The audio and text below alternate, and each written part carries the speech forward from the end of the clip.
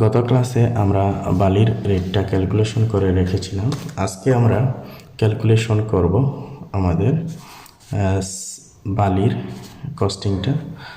তো বালির পরিমাণটা হচ্ছে 1188.45 ইন্টু হচ্ছে 2 ডিভাইডেড বাই হচ্ছে 7, তাইলে পেয়ে গেলাম 339.55। আমি 340 ধরে নিলাম, 340 সিএফটি।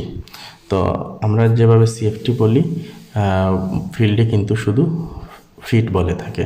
তাহলে 340 ফিট আমি রেটটা ধরে নিলাম 30 টাকা, যেহেতু সিলেটের বালি 30 টাকা। তো এক এক জায়গার বালি এক এক ধরনের রেট রয়েছে, এটা আপনারা জেনে বুঝে শুনে ব্যবহার করবেন যে জায়গায় যেটা ব্যবহার করা যায়, যার যে বালি উপযোগী আপনার নির্মাণের জন্য।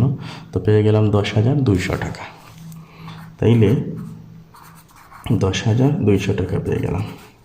1900 স্কোয়ার ফিট ছাদ জ্বালাইয়ে আমার বালি লাগবে 10,200 টাকা। পরবর্তী ভিডিওতে আমরা ইট নিয়ে আলোচনা করব।